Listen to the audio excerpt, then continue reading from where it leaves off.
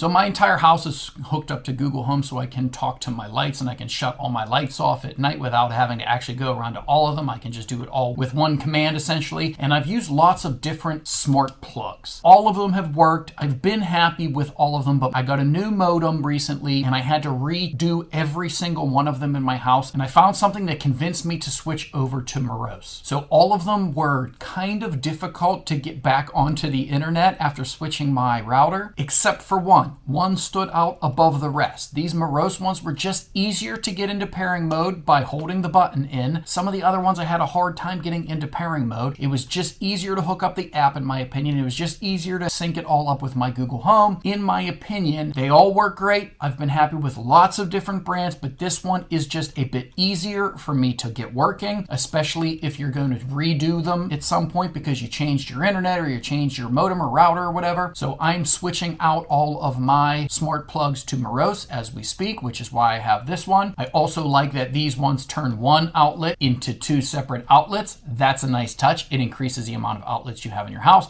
So this is something that I am enjoying, that I am switching all of my devices over to, and that I would definitely recommend.